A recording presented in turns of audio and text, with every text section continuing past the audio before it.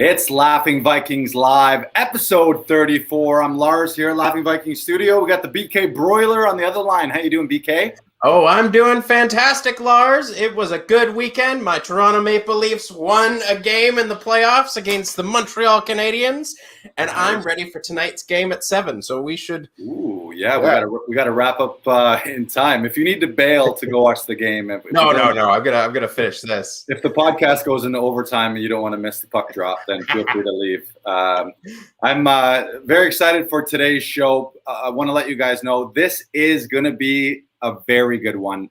We'll introduce our guest in a few minutes, but if you are someone who wants to know how to get started in stand-up, in comedy, how to create your own shows, your own projects, produce your own shows, this guy has been a prolific creator throughout his career so far, and I feel like he's really just getting started now too. So also, happy holidays. We're recording this on Victoria Day, so we're celebrating, Queen? Is that it? Queen Victoria? Yeah. We're celebrating her death. Yes, the death of Queen we're Victoria. celebrating the death of an old queen. So Yes. Congratulations to that. Cheers. If you're watching live right now on Facebook, YouTube, or Twitch, be sure to interact throughout the show.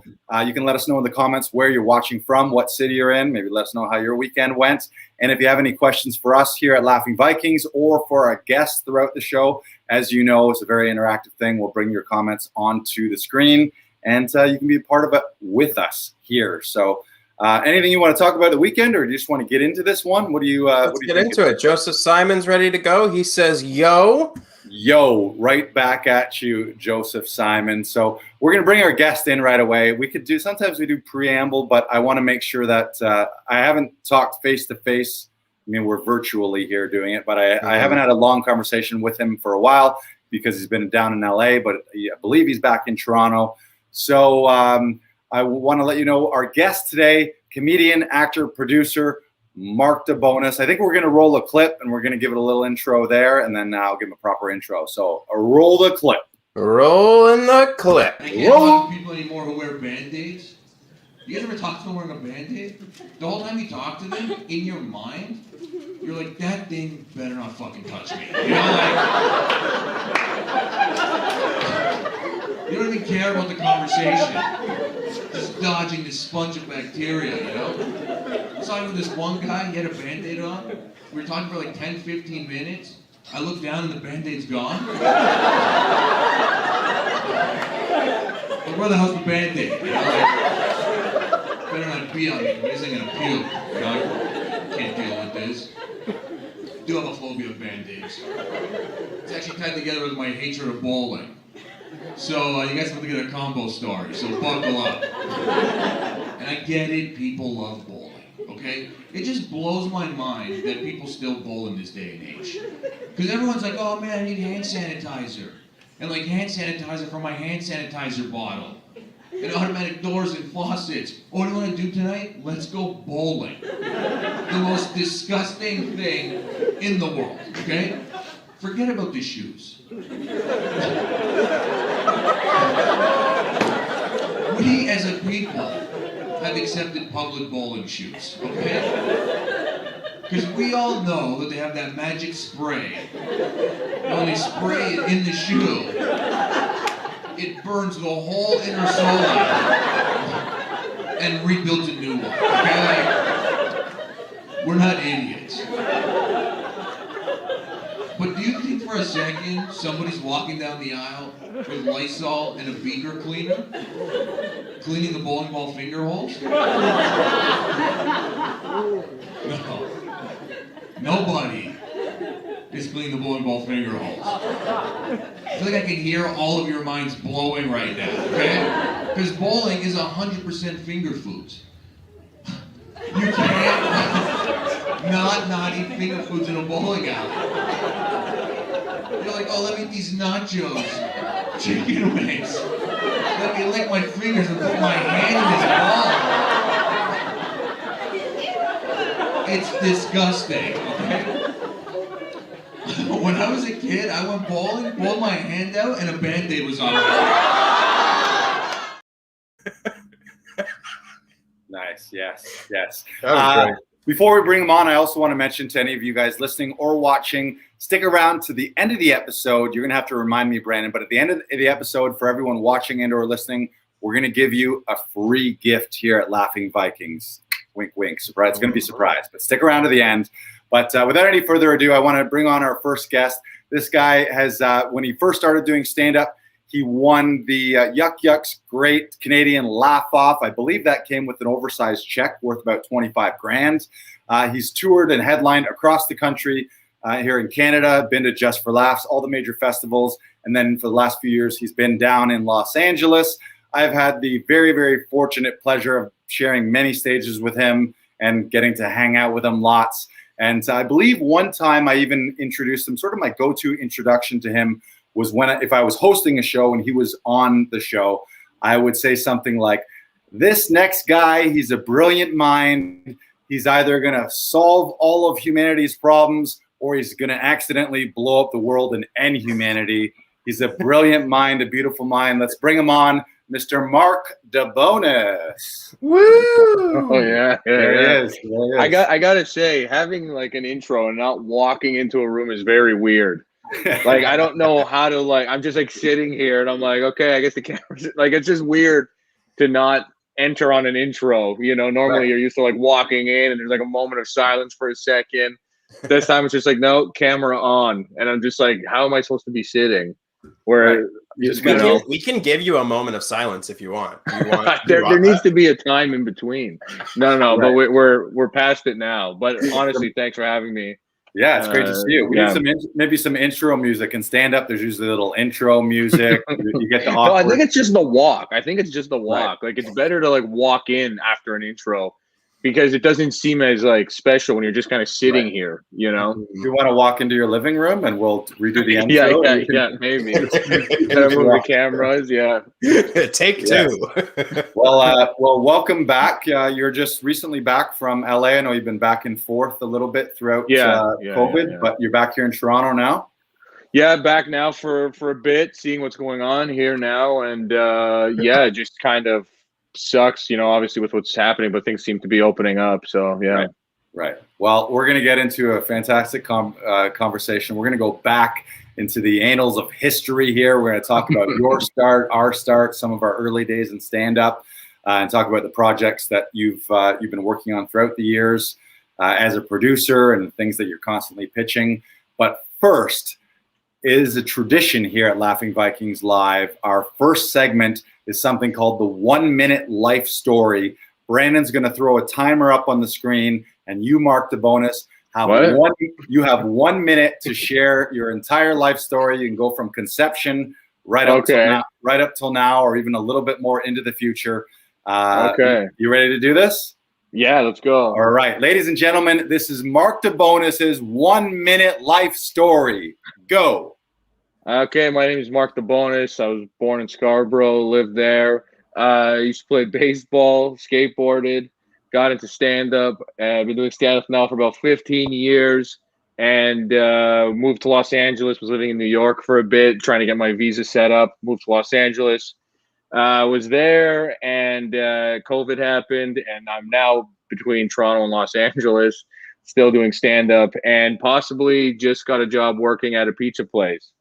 Oh man, I thought that was at 50 seconds. It said 30. My life is really okay. My life is really summarized in 30 seconds, which is sad. But no, honestly, I used to do I still do stand up. You know, when I started stand up, I produced a couple shows, ran a little comedy club in Toronto with another comic, Garrett Jameson. Filmed a lot of videos with him, and down in LA got into more film and production stuff, started doing some music videos also. Ding, ding, ding, ding, ding, ding, ding. Yes. Yeah, that does trip people out, I think, because it starts at a minute and counts down. Maybe we can just switch that up, because you glanced up at one point and it said like 47 seconds, and you're like, oh shit. I saw like 52, and I'm like, oh, I'm right on cue here. But I'm like, no, this is just the beginning. And you were only 8 seconds in. I know. My life is sad.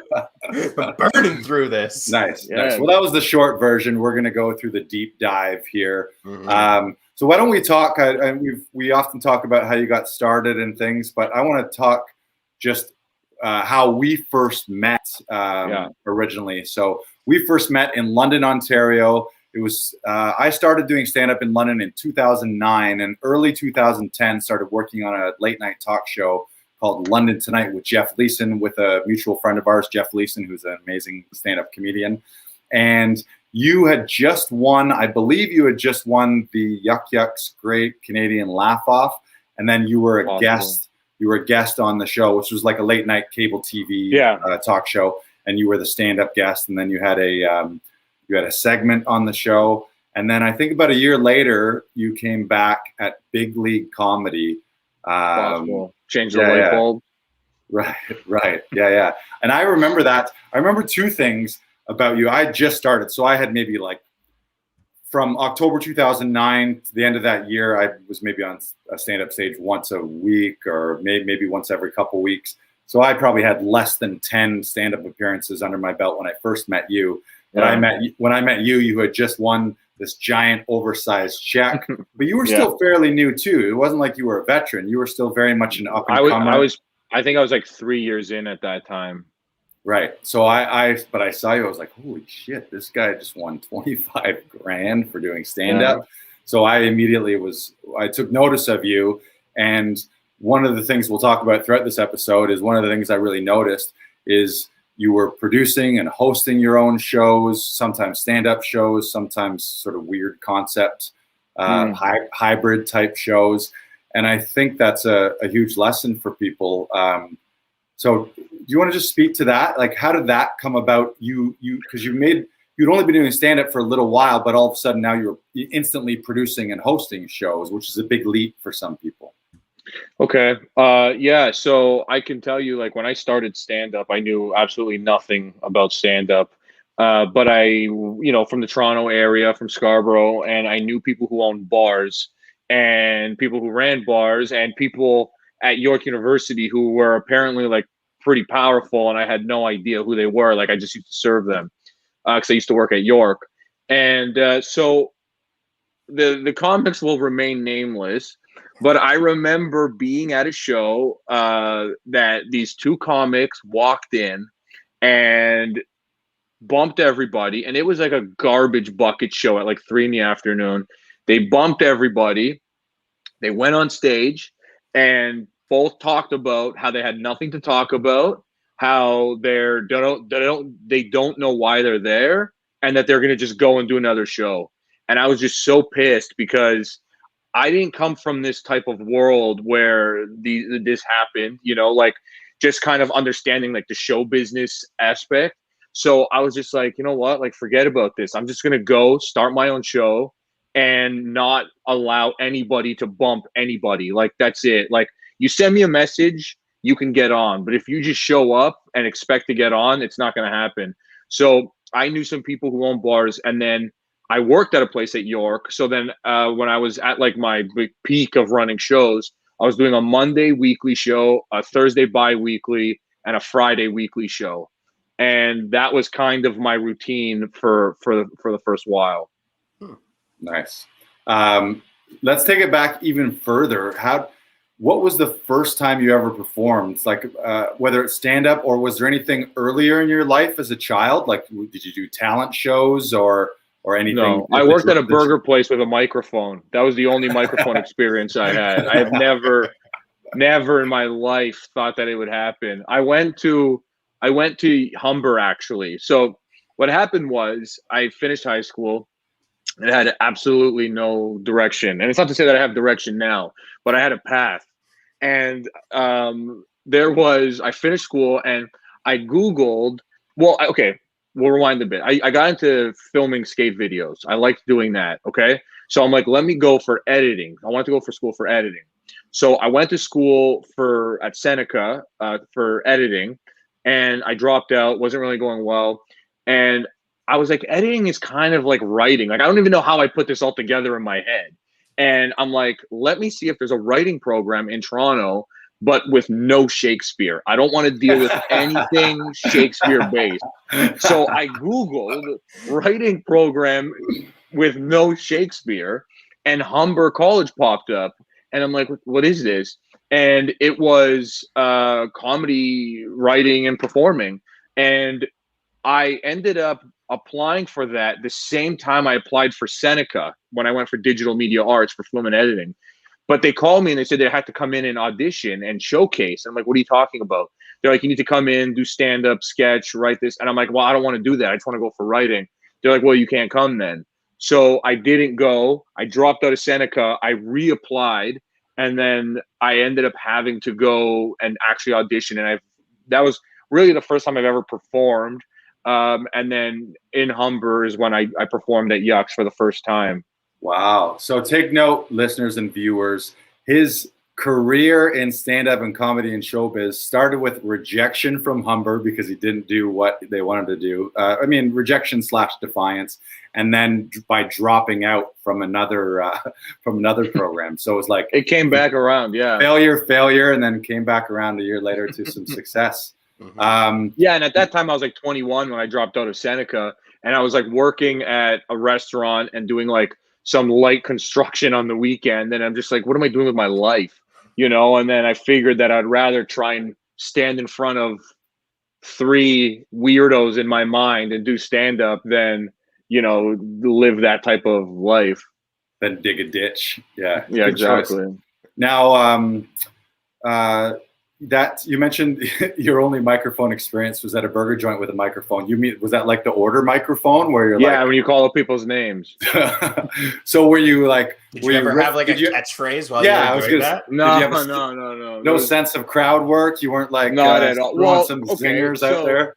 So this is the thing. This is what bothers me about stand-up is like the only thing I ever had to offer before was people would consider me like a funny guy.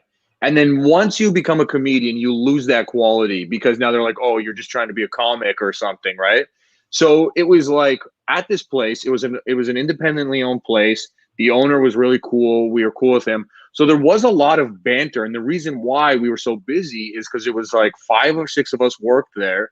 And yeah, like if you came at us, we would definitely come back at you. But also it was all joking around and like it was a lot of returning guests. So you knew people. So you would be able to like now riff with them, like, make fun of them or whatever. And that's what would happen. But we all kind of did it, and then there would be a lot of like, just like shit talking or telling stories in the back. But with customers, it was a lot of like back and forth riffing, especially drunk people, because it was all pub nights was like Thursday.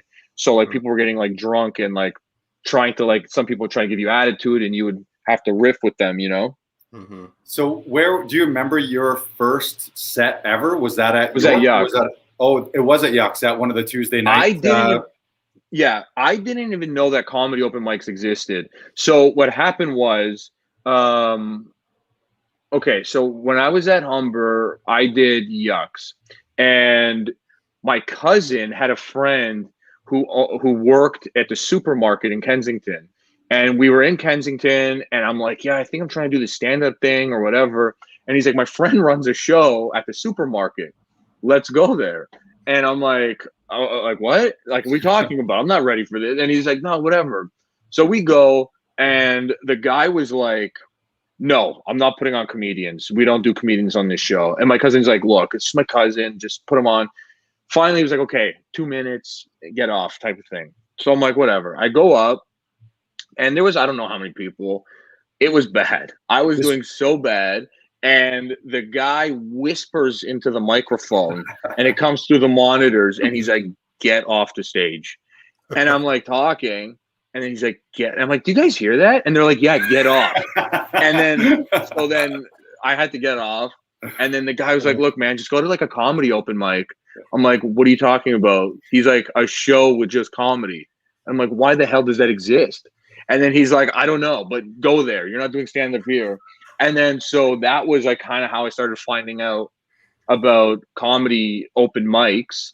And then I booked Einstein's, which was my first 3-month down the road booking. And long story short, this is a big moment actually, because when I was walking there, someone dropped a key in front of me, a house key. And I tried telling the person, and they didn't listen to me. They thought I was like going to attack them or something. So they kept going.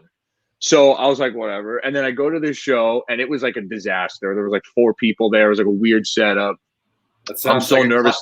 That's a classic show at Einstein's. Einstein's show. And they call me up, and it's my time to go up. I walk on stage. This is my big moment, my first booking. I had a little card that said like November 20th or whatever. I take the microphone out of the mic stand, and the whole thing falls apart. The mic stand legitimately falls into like 5 pieces, and it's just dead silence, and all you hear is the pole rolling down the whole bar. And I was just like, well, this was the worst thing ever. I waited 3 months for this. And then my material wasn't doing well. But then I started talking about that key, the person dropping that key. And then that started getting laughs. And I didn't know why, but I'm like, this is kind of like, I guess, in the moment or fresh or something. And I started learning a bit about like talking about environment instead of just material, because it definitely did better than my material. That's amazing. And for those of you, if you're watching this and you're a stand-up comedian, you know Einstein's is a long-running show. David Rubin is a comedian in town that was running it. But it was notorious for being, like, it was a fun room and it was a good room, but it was also tough because they usually would never shut off the TVs or the pool table. It was a weird, like, setup. The crowd wasn't in front of you. There was a pool table right there. And it was just notoriously, like, not good, but one of those ones where when you did do well, you were like, holy fuck, I just crushed at Einstein. Yeah, there was a weird feeling. Right. When I did it, the stage was actually at the front door. Oh, right. It wasn't even in the bar area. It was legitimately in the front door where there's like couches and a jukebox. Right. So like you're standing next. Yeah. And then every time someone comes in, they're right there. And then the focus is split. Like the audience is, do I watch the comedian or do I watch this new guy that just walked into the bar? They're always like, sorry. And then they just like run by with their head down. Nice. Well, you see, it's that's probably the classic stand-up start story. It's like, it doesn't matter who either you than ask. the Humber thing.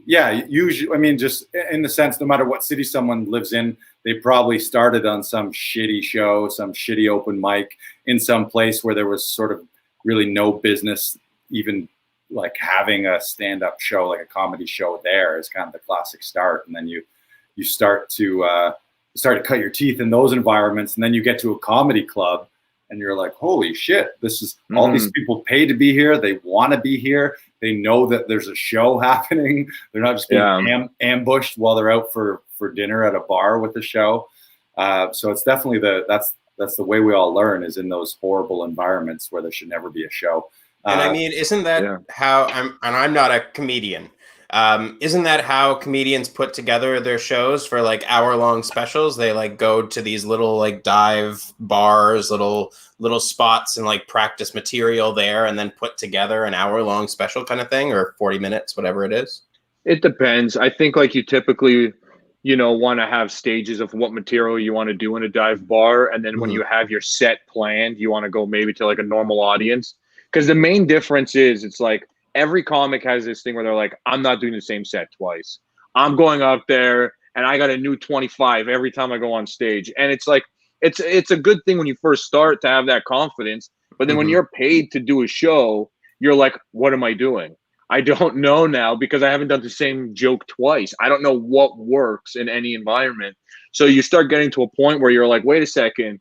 This is hard because I don't know what to do in these scenarios, and people are essentially paying for an act for the most part, like to some level. And then you start learning to build a set, like a 3-minute set, a 5-minute set. And then the biggest shift is that at a bar, nobody wants to be there for the most part. So you need to fight for the attention. But at a club, they're paying to be there, right? So you kind of can just get right into it. And a lot of people, when they're starting, will be aggressive right off the top. And the audience is like, whoa, man, we paid like not to get yelled at. Like, what the hell are you doing? And then there is a shift. But yeah, you could still work material out in bar shows, obviously, but depending on what level. So, Mark, what was your very first paid gig? Or was that your first paid gig? The place in Kensington? No, that wasn't a paid gig. I would say, like, not including self-produced shows. Another person will remain nameless. Took me to Guelph, and we did a college show that was like sold out, and it wasn't Jeff Leeson, because Jeff Leeson is one of the top 5 biggest people who've helped my career. So this was not Jeff Leeson. And we were like, what? I've never even been to Guelph. I've never even heard of this place. Like, we were all like freaking out. Well, they have, I haven't. And like, we're all like kind of doing this show and it's packed. We all thought it was going to be good. Then the guy comes to pay us and he's like, excellent show, guys. So just so you know, this person is the professional. So we're paying them whatever.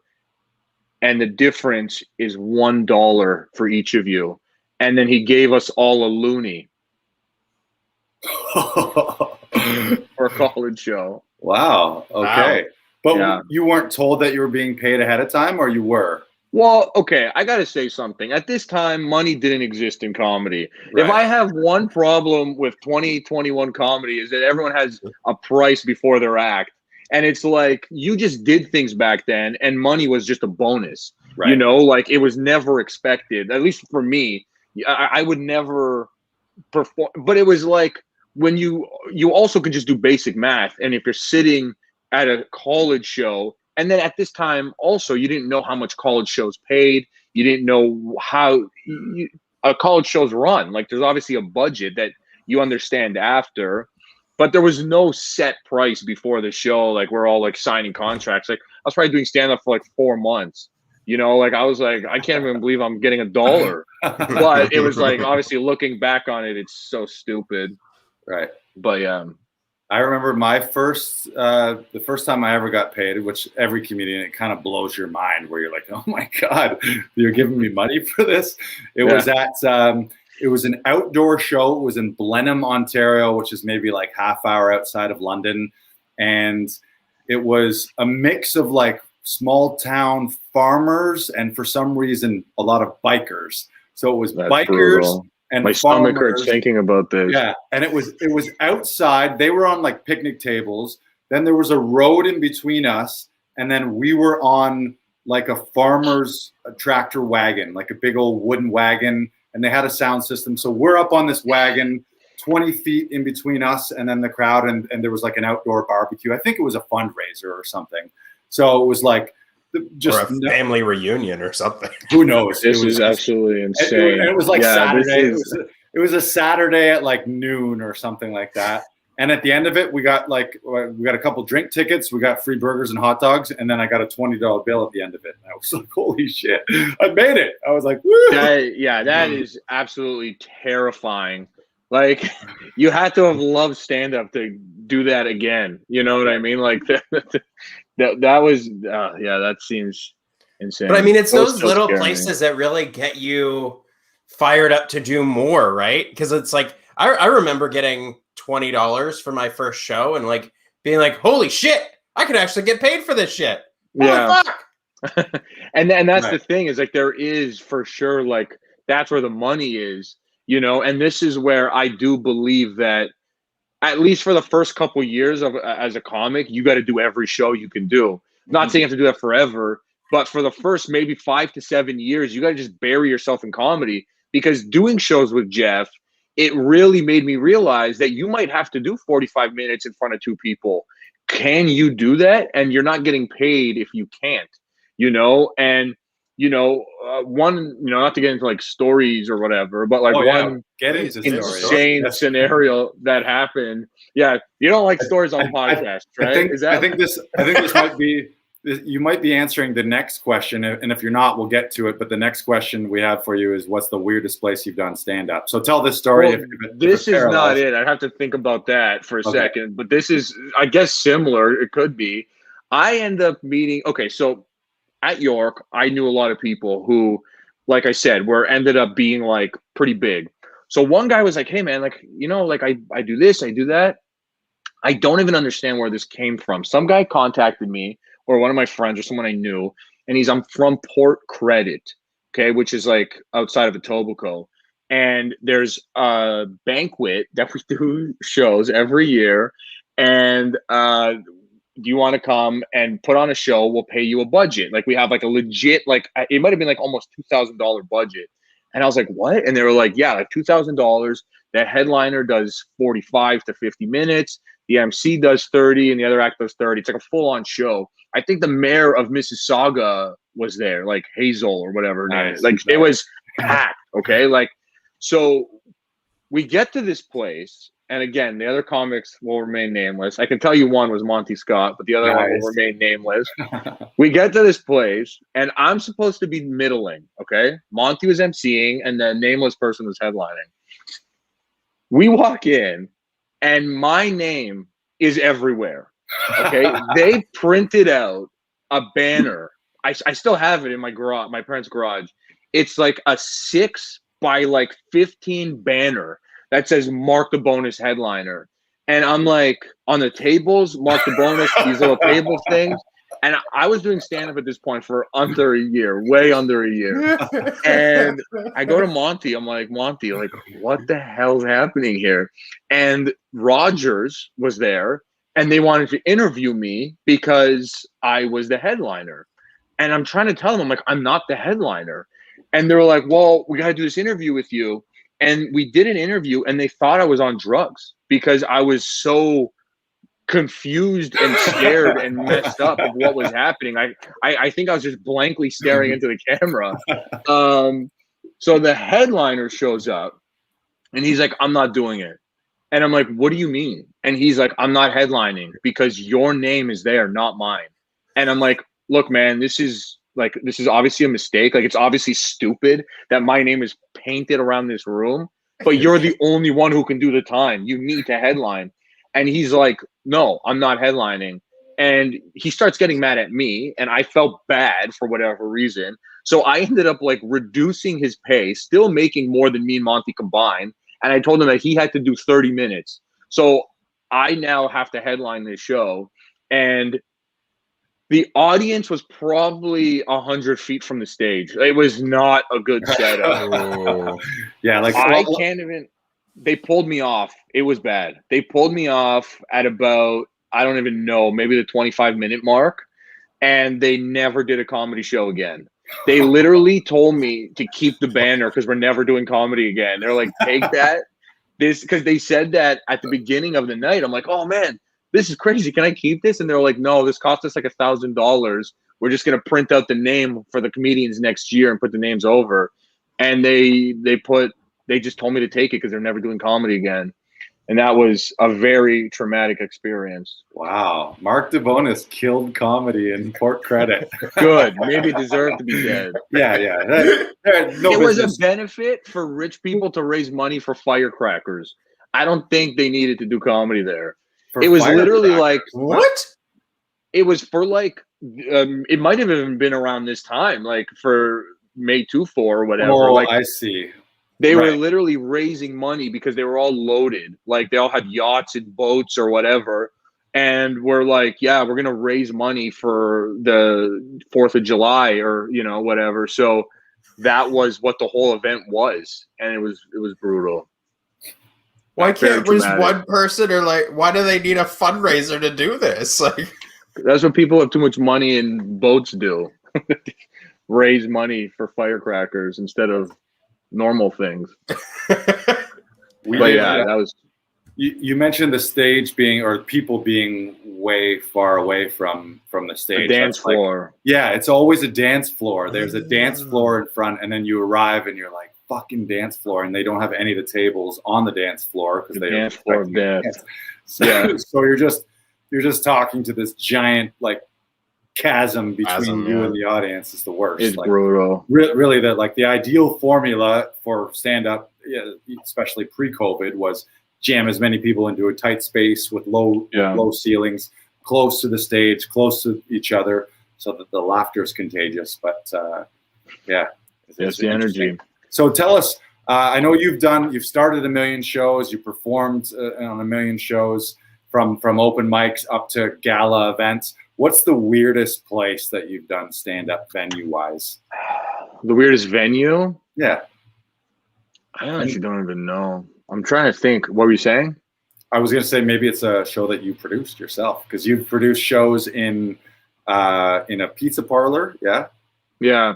Oh, you mean like weird, not even in a bad way, like just in general, like. Yeah, I just mean weird where you were like, oh, there's a show in a laundromat? Like, that's bizarre. Like those. Okay, those positive weird is great. Yeah. Okay, yeah. I'm always like, okay, what was the biggest disaster I did? Well, you can tell us. No, you can share that too. But No, I actually did a show that I was like really pumped about, and it fell apart in LA. It was at a skate shop, and it was really cool. It was like they had all the boards on the wall behind you, so it was like all this like multicolored board that had lights already built in to show the boards, and then it was like you can smoke weed and drink in there, and pizza. You know, it was like it was a really good time, and we ended up doing I think like 3 or 4, and they were all like packed, like maybe like 50 plus 60 people. People were standing on the road watching from outside. It was a really cool thing to do. But it didn't Cool, continue? weird. What happened? How come it didn't The continue? skate shop, I knew that they were getting weird about it because it all started because somebody told me that they had a hookup with a big skate company. And again, remaining nameless, I shouldn't have listened to this person because I went to the skate shop and I told them, hey, I might have a connection with Mark Appleyard, who's a very big or was a big skateboarder. And I wasn't thinking about it. I was just trying to get in the door somewhere. And they were like, really? And I'm like, yeah, like we got to do a couple shows because there was no budget. I didn't ask them for money. I asked them to pay them, but they didn't want to because they were kind of into the idea. So after the second or third show, you got to think about it. What does a venue that's not comedy care? Like, what are they gaining? Because in my mind, I'm building a good show. We were selling out, you know, making a couple bucks, nothing crazy. I would try and pay everyone on the show and throw the venue some beers and food and some money. But I saw that they were getting a little bit weird. And I go to the guy, I'm like, look, man, like, you got to tell me, like, what's up? Like, I can't work with you if there's this weird energy happening here. And he's like, what's the point of this? And I'm like, what do you mean? He's like, what's the point of this? Where does it go? And I'm like, nowhere. We just do shows. Like, and he's like, man, I like, just don't. He's like, what's the point of joy and laughter? Where is this going? But it's like for them, it's like he had to come back, open up. And Right. and he's like, you know, when you came here, you were saying that you had this Mark Appleyard connection and blah, blah, blah. And like the other thing was I literally worked across the street at the pizza place. So like I couldn't just never see this guy again. Like we were gonna run into each other.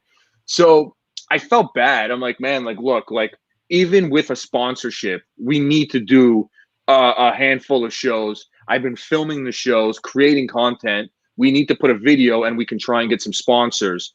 But I can't tell you that this Mark Appleyard thing is legit because the guy I shouldn't have listened to. And that was the last time we did the show, which sucked. Rest in peace, Skate Shop show. It was a good show. Now, continuing on odd shows, you've also produced and created some interesting shows, whether it's a live show or now some things for TV and film and some game shows.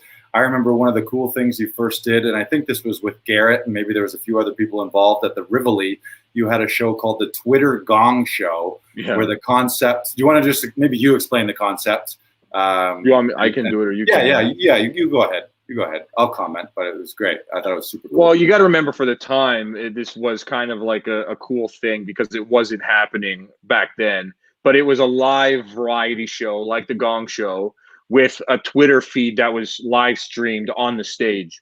So it was actually really cool because nothing really had this multimedia, not even like in Toronto, but anywhere. Like it was because it actually got me a lot of attention from people in New York, like agents and stuff like that. And it was a Twitter Gong Show. We actually got a cease and desist or assist, whatever the hell it's called, from the Gong Show because we were like promoting it so much that they were like, we're going to sue you if you keep using Gong Show. But yeah, so what would happen is we would get these acts and then people would perform and then we had a live Twitter feed. So the audience would do hashtag Twitter Gong and then we would see all their feed on the screen, which was, it was honestly like it was a show that I like kind of pulled out of my ass to just because I was like bored.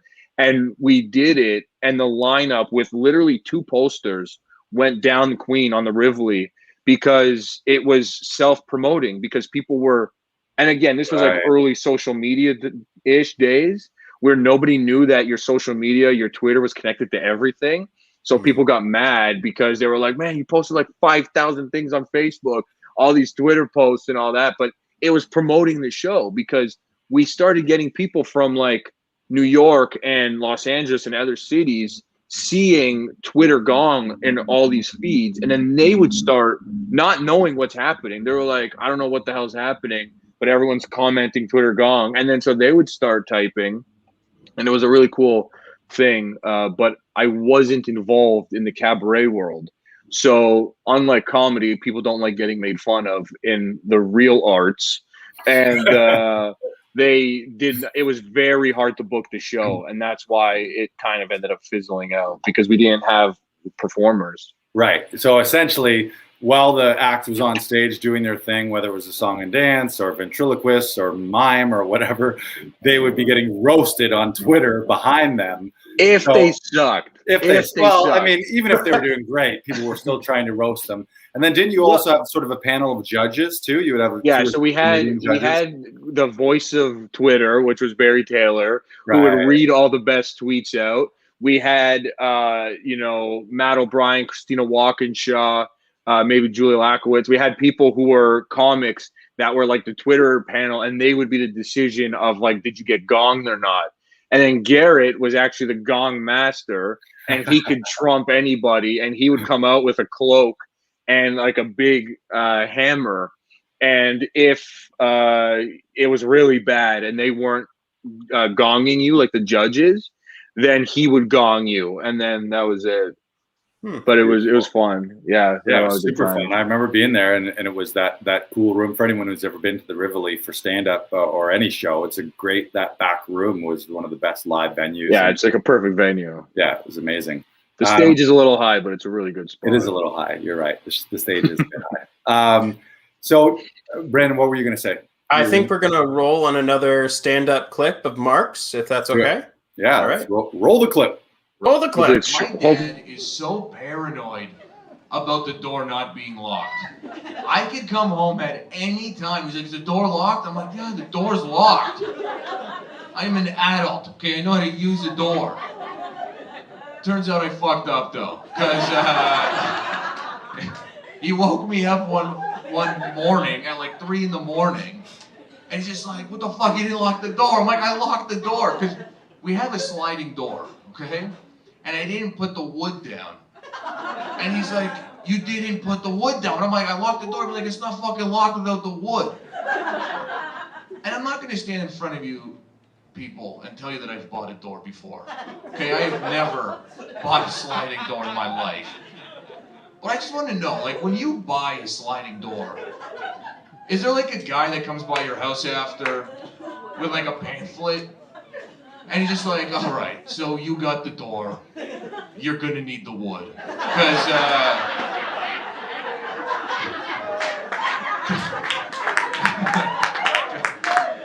Because, to be honest, the door doesn't really work. It's more of a visual thing. So, we got the cut broomstick, the half hockey stick, classic wood, whatever you like, make this door lock. Yes. Where was that? What venue was that? Oh, that was in LA. Oh, that was in LA. Gotcha. Yeah. That was actually I love that joke. Oh, sorry. Thank you. I didn't know if that was like a universal thing or not. So I was like, I don't know if this is going to work, especially in the States. Like my parents have a sliding glass door. It was always like, put the thing in the lock place. I was like, why doesn't it work? There's 4 different locks to this fucking door. Yeah, exactly. But that set was actually the last set I did at COVID, before COVID. Wow. I just got back to LA. It was actually like this time, I guess whenever that was, last year before. And it was like my friend was like, come to the show, because I was filming the show for him, because I got into like, in LA, I started doing a lot of film stuff for like comics and like short films and music videos, whatever. So my friend would put me on his show if I filmed everybody. So he's like, come by, film the show. And he's like one of the top producers in LA, and he was doing a lot of shows. So I was getting good stage time by just going to film everybody, and then comics would get their set after. So he was helping comics, I was helping him, and then he was helping me. It was really a classic LA scenario. But Smart. that was like literally lockdown happened, I think, the next day, because I remember talking to him trying to get out of that show. And he was like, man, COVID's not real.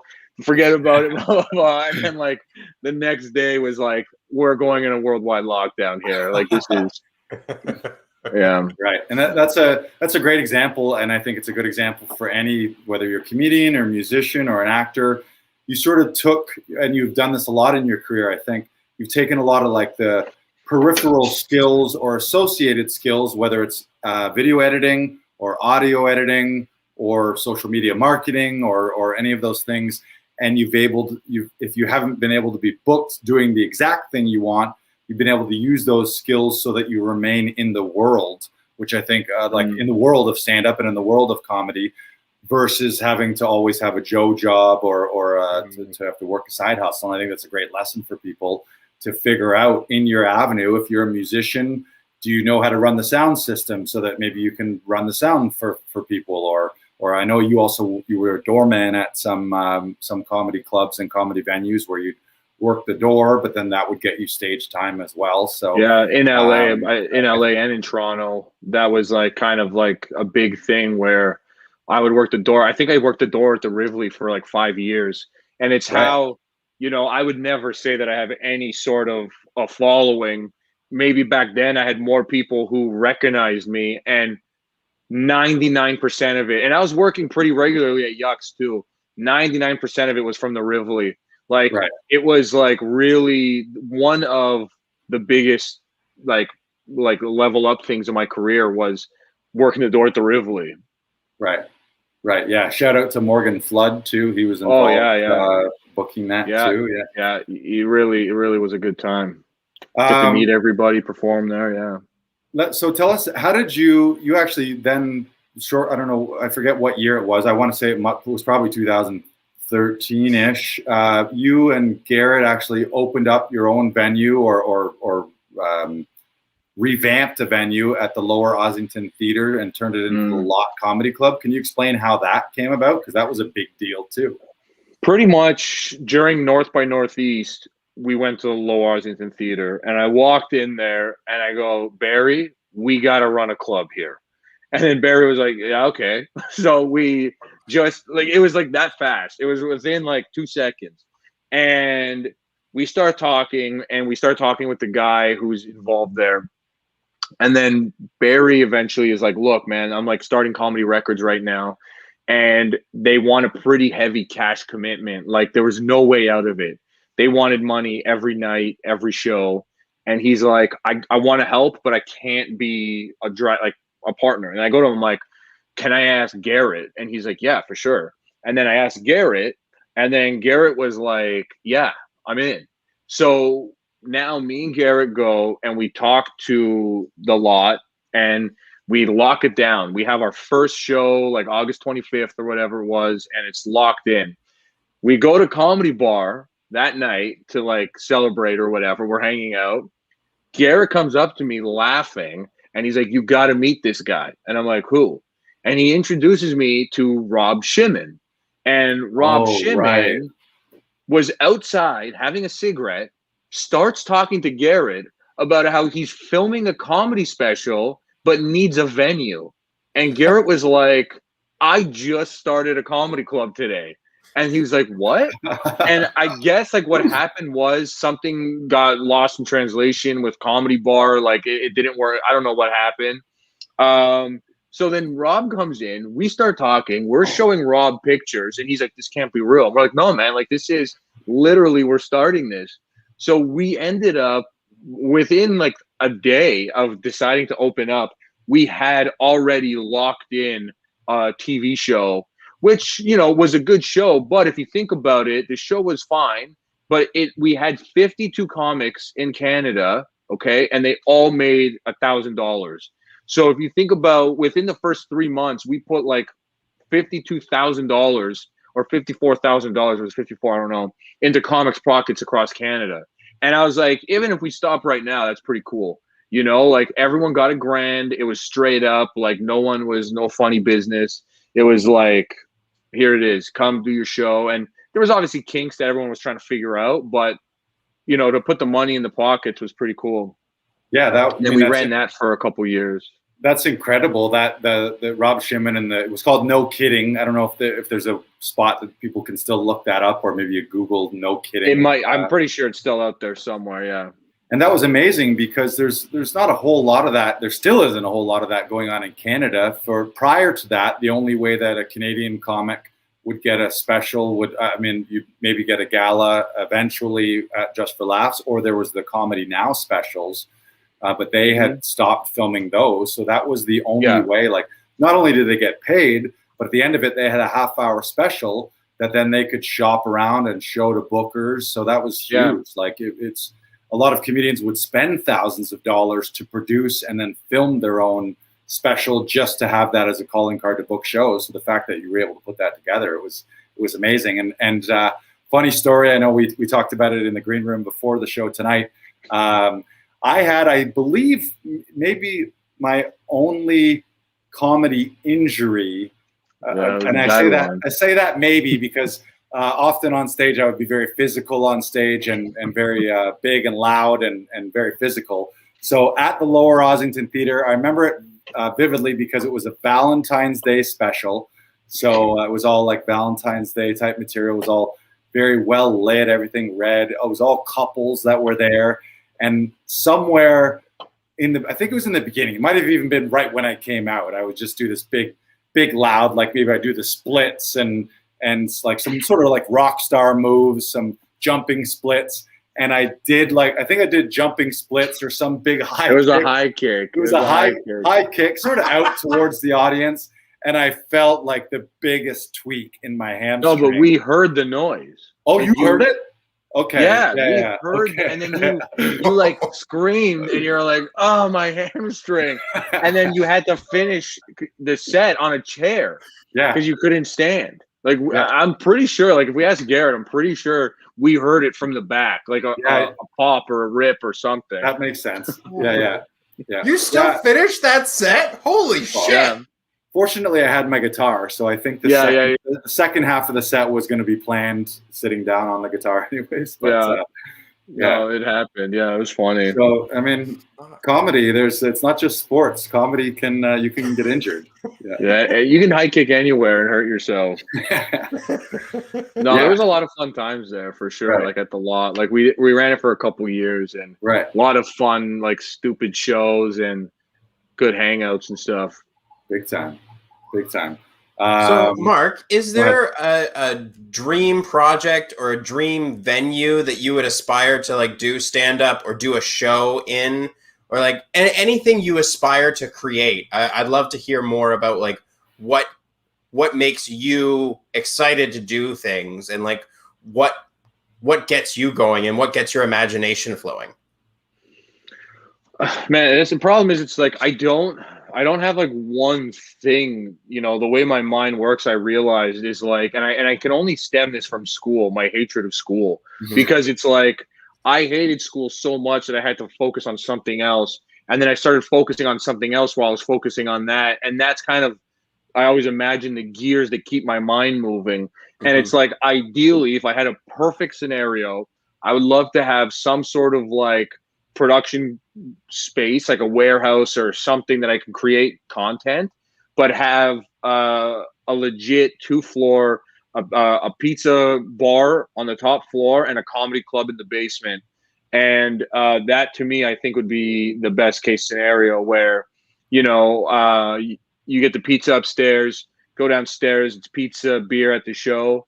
And and then having maybe even that space is where I create stuff, but like having the ability to create content and having a team of people, to who know what they're doing and also are like kind of just like, it's just, I don't know. I have like this weird theory that it's kind of hard to find like legit passion anymore. And it's like finding like people who are actually good at what they do in that field. Like I don't want a camera guy who wants to do audio. I want someone who loves audio and is into experimental stuff and build that type of team. And then, really the world is whatever you want it to be at that point, as long as you have, that's why I focus on so many different things. Cause it was always hard to find a good audio guy or cameraman. And it's not like I'm amazing at any of them, but I could do them well enough by myself now, you know? So I'd love to have that. What would be the signature Mark pizza that you would serve? Like, what would be the go-to? I don't know if I could tell you that on live air. No. I had this like dream of if I ever had a pizza place where it would be, and I swear to God, this better be timestamped, because if I see it, someone's gonna get in trouble. It would be essentially a cheese slice wrapped like a cone with a meatball in the middle, so it looks like an ice cream, and that would be the special, where it's like let's say $7 or something, and it'd be a big cheese slice and a big meatball. And I don't even eat meat, but I used to love meatballs, and it was like you do falafel, meatless. There could be you could have like lentil meatballs or lentil balls or whatever. But the idea, the main combo would be a slice, and then so when you sat it down, you unwrap, you ate the slice, there'd be a giant meatball in the middle, and then you can eat the meatball and then the cheese slice. That would be like the main thing. And I just like classic pizza, like margarita and just like basic like basil and cheese and a little sauce. So that would be it. Listeners, viewers, you see why earlier I said this guy has crazy ideas. That's he's either going to solve all of humanity's problems or he's going to blow the whole world up somehow. And if you want to open a pizza place, let me know. I would totally buy that meatball cone. Like, that sounds delicious. Well, it's because when I worked in LA, there was this like charcoal ice cream place next to us, and it was packed. And I kept telling my boss, I'm like, we need to find a way to have like pizza ice cream somehow. And there was like like portability, like. Exactly, because they have that coney thing, which I've seen that's like a legit pizza thing. This is like a straight up, slice of pizza that is in a special container that's wrapped, and the meatball is right on top of it.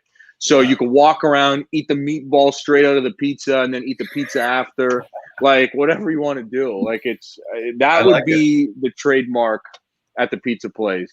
The special. So you'd be at a comedy show and everyone's eating meatballs and cheese slices. I just picture Mark coming out on the CBC stage saying, "Hello, dragons. My name is Mark Debonis. Let's just send this clip in. My company is Meatball Ice Cream Cones, and I'm asking for $1 million for 10% of my company." I might go 50-50 with you on that with another side idea. I've never acted on it, never gone any further than just like a high conversation with other comedians. But I want, especially here in Canada, I've always thought it would be a good idea to have hot ice cream. So it's basically like deep fried ice cream. No, not that. But where like, I don't know the science behind it. We're still stuck on the science because the problem with ice cream is when it gets hot, usually it melts. So you got to figure out a way. But it's like to be like winter fair ice cream or when you're out on the ski hills, and it would be like this. They give you this steaming scoop. In my head, the prototype, we would just use mashed potatoes. Okay, like mashed potatoes and syrup on it, so that the ice cream is hot or whatever is in it is hot. But it's like, I don't know, one of the working titles was Steam Cream, but that's got a weird, it doesn't. I think the name sells itself. It doesn't, Steam Cream, it doesn't sound good at all. No, it doesn't sound good. But you know what? I will, like, something like that is like years ago when I was in, me and Monty almost opened up a hot dog stand. We were like talking about like what we could do and rotate shifts. I was actually looking into a food truck because I love soup. And it's surprisingly hard to find soup. And it's like, maybe now there's more soup places, I don't know. But it was like, I had this idea of like, I don't know, like a thick, like puree thing. And it was like, squash, potato, whatever. I don't know. There's like a bunch of them you can do. But you get the soup and then you get a scoop of mashed potatoes inside. And it's regular mashed potatoes. Like a chive mashed potato and like a bacon bit. So you'd get this bowl with soup in it, like a puree with a scoop of a meatball. So that's kind of like, we can kind of call that steamed cream or whatever you want. It'd be like a sundae. This is a good. I like how your signature is put a meatball on it. Put a meatball in it. What a dope. Put a meatball on it. It'll Honestly, taste it delicious. does fix anything. If Yeah. you have a good meatball, you can spice up any meal. See, you're an idea machine, and you sort of mentioned it. It is the challenge, and it's the challenge of any person, any artist who sort of multi-hyphenate is how do you focus on something, because you have all these great ideas, and you've started and you've taken many of these ideas fairly far, but at some point, without the funds to back it and to say, oh, here's $100,000 or 25 grand to throw into this project, you only have so much time and you only have so much money. So we got to build it. We got to build a team around Mark Debonis so that it's just your brain and then us acting on it. Yeah. It is hard to do that because it's like, to me, it's never even really, I don't really obviously need to make money, but I know that it's not really about that. It's just more about, having that team, but also trying to go through with an idea because you keep thinking about these things and you keep bouncing around. And like, that's my, some people, I would say a good and a bad thing, because when you have too many ideas, you really can't ever do anything. And that's kind of like what happens where you get overwhelmed, and you're like, wait a second. Like, because my process, for example, sometimes is like when I'm bored, I'll think of new projects. And then I'm like, oh, let me do this here. Let me do this here. And now I get a ball rolling over here. I get a ball rolling over here. And I get a ball rolling over here.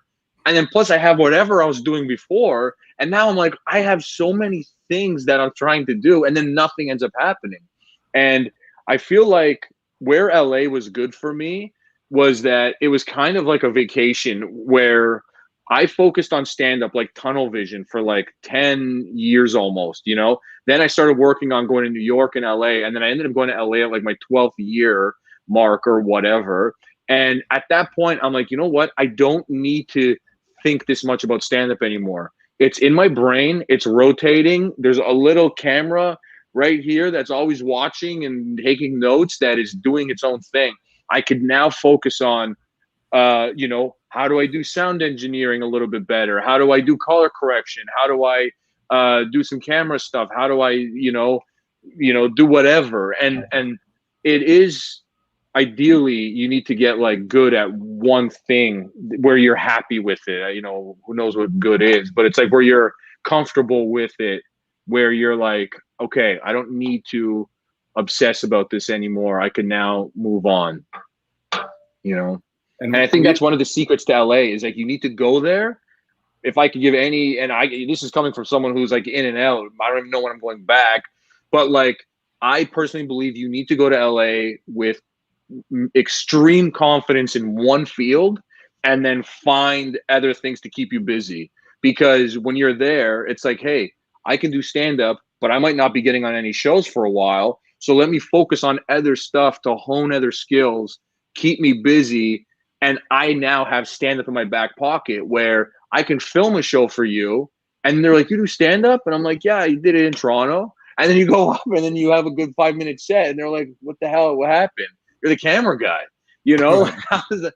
Like the camera guy's doing better than the rest of the show. Like, this doesn't make sense. And it's like that. It was how I kind of was like rotating things, and it was fun. Yeah, it's great. One thing, we've talked a lot about your projects. Believe it or not, listeners, viewers, we have not even scratched the surface on this guy's projects. But two more I want to talk about. When I first opened Laughing Vikings in 2017, you and Garrett were two of the first people to start using the studio and using the space. And those two projects at the time, one was the 10-Minute Podcast Network, which was essentially a network of shows that you produced for other comedians. And they were all 10-minute episodes, which I thought was brilliant. And like niche subjects. Super niche. So I think my favorite of all those was comedian Andy Fruman had a show called Chip Chatter, where himself and a couple guests, they would bring chips to the studio, and on air during the podcast, they would eat the chips and review them. So everyone would go to the grocery store and buy a weird random thing of chips and then share it around, and everyone would give their take. And then at the end, he would ask, like, would you recommend these chips if you were at a party? Would you eat these chips? Would you pay for these chips? Yeah, that was a good time. I thought it was brilliant. Yeah. The only thing terrible about it is after every episode you felt like shit because you just ate like 3 bags of A chips. bunch of chips. Yeah. Yeah. And the other one was the Tiny Talk Show, which was a tiny set, and then it was basically a talk show set, but all you would do is poke your head through. So it was just these weird talking heads with this small little miniature furniture. Do you want to just chat quickly about either the 10-minute podcast, how that started, or Tiny Talk? So the 10-minute podcast started with something that I can't talk about because it's classified information. No, what happened was I wanted, and again, if any of this gets stolen, I don't even care anymore. Like, do whatever you want. Just give me a credit. I wanted to do I wanted to do podcasts for kids. I wanted to do kids storytelling podcasts. And I started thinking about that, and I'm like, I started looking into it, and there wasn't a lot of podcasts for kids, and the ones that were out there had like crazy reviews. So I started thinking about it. I'm like, you know what, like this is like kind of like a niche thing. But then I'm like, what am I going to do? Just record kid podcasts? It's kind of weird, you know? So then I was like, why don't I start doing like, because stories are like, you know, 5-10 minutes. I'm like, why don't I keep to this 10-minute format? Because first of all, I don't even listen to podcasts. And if I did, I couldn't picture myself listening for more than 10 minutes. And I'm like, this really seems like a good chunk of time. If you do a small niche subject like mustaches, you could talk with it. And the idea behind it was you have a guest you have a host, and they have 5 guests in that field. So the whole season would be 50, 60 minutes. That was kind of the general idea. And so, yeah, we did a bunch of those. We ended up having like a really cool launch show. We ended up getting like a sponsor, had some stuff. And just like anything, unfortunately, that I'm cursed with, it just kind of stops. And that's what happened, where it was like it hit that point where it's probably like if I ever went to a therapist, it would be something I'd talk about, where once you hit that level of like, you know, this is actually becoming real, I just completely disappear. And that's kind of along the lines of what happened, because there was a lot of stuff happening behind the scenes where I have a weird theory when it comes to money and comedy. Like, I really don't like it. And I know it sounds weird. Like, again, I still like making money. But when money's involved, even if you don't want it to, it changes expectations. And then people stop working once there's the thought of money. And that was kind of what happened with me, where when I was doing it for free, I was just like, yeah, let's go. I bought all the equipment. I was running around. I was recording everything. But once the potential to make money came in, I all of a sudden got lazy for some reason. And I'm like, why? I don't know. But that's what happened. And then the Tiny Talk Show was, we filmed some random episode, one thing that I've been fighting with Garrett to release. And I think I finally am able to release one clip. I don't know why it's under like secure level 5 clearance to see this, but yeah, he filmed. We filmed it in Hannon's basement. Actually, I think they did some. I wasn't there if they filmed in your studio, Lars. I don't know if I was there for that. Yeah, but we did one. I was there in that basement too. Yeah. Oh yeah. I remember the camera was messed up that night, and I was pissed off. But I don't know what was happening. But yeah, we did it in Hannon's basement, and the Tiny Talk Show also went absolutely nowhere. So but it's still around. A lot of these can be revived. Like when you get they're floating around. When you get to the point where you're flush, like one of these cashes in and gets sold, then you've got some extra budget money to hire some people. And that's the thing, right? It's all kind of like, and this thing with stand-up in general is it's never really over, you know? And it's like the whole concept of people saying, oh, this joke's garbage, or this, I'm throwing out this set. You know, and there's obviously some comics who can do that, like famous comedians. But for the most part, you're always working on something. And if there ever was like a legit, like, hey, here's your dream production company, bring us 10 ideas and we're doing 8 of them. We don't care what. And I would be like, yeah, the Tiny Talk Show, this, then I'd bring all that stuff that we started in the past and just kind of stop doing. Starting with meatball pizza cones. That's going to be the front. Yeah, that'll be the big revenue driver that funds all the other projects. So You could just sit there like a live studio audience, watch us create content while you're eating meatballs behind a glass window, like animals in a zoo. It's brilliant. These are these comedian specimens trying to be funny, and no one's laughing. Right. If they pay an extra $1 or $2, they get to feed the comedians. Yeah, feed the comedians. Yeah, This one doesn't eat meat.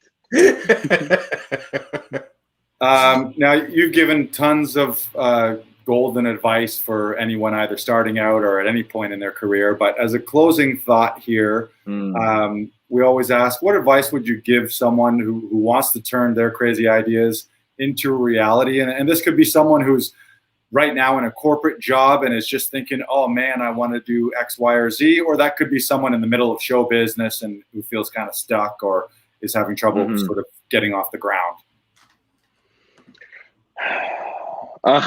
There's a lot of layers of confidence.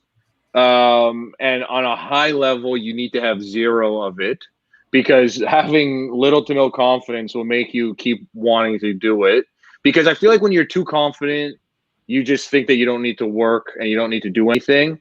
But when you have no confidence, but you're kind of confident in what you do, there's like a weird balance of that where it's like, okay, I think that I could do better. I think I could be better, but I know that I can get up there and do it, and it's a weird multi-level of confidence, but also it's just like, you do have to also bury yourself in it, whatever it is, because I do think that to break the rules, you need to know them, and you need to understand a basic thing. And something like comedy, for example, the simplest rule is like, just don't go over your time, as we're probably 11 minutes over this podcast.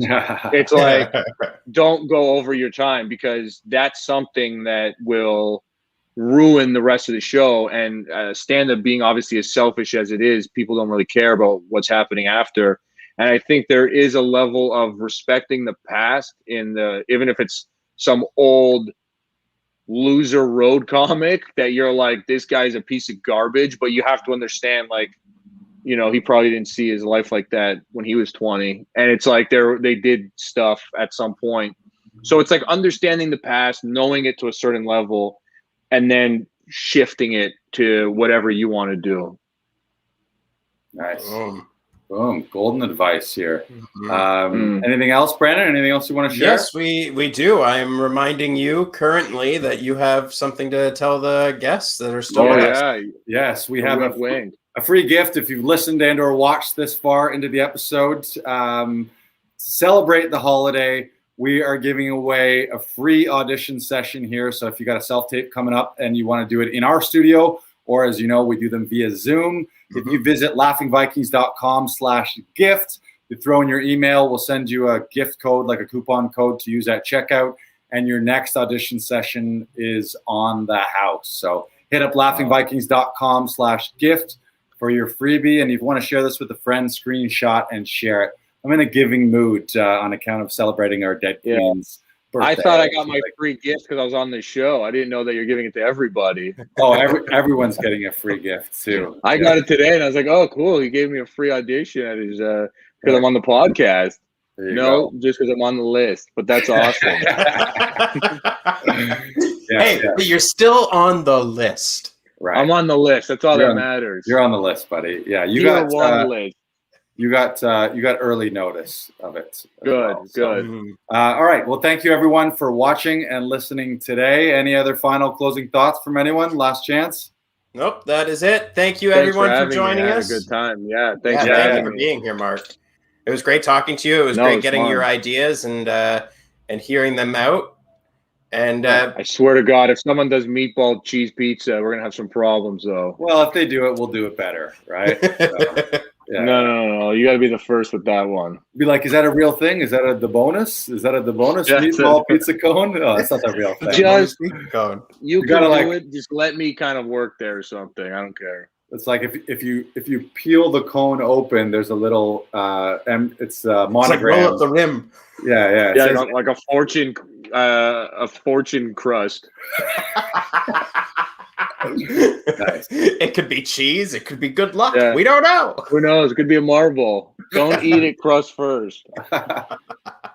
You heard it here first, folks. Thanks for tuning in. Hit us up on all the podcast platforms across the board. And, of course, tune in live every Monday at 6 p.m. on Facebook, YouTube, or Twitch. Mm-hmm. Bye, goodbye, goodbye, goodbye. Goodbye, goodbye, goodbye. Bye.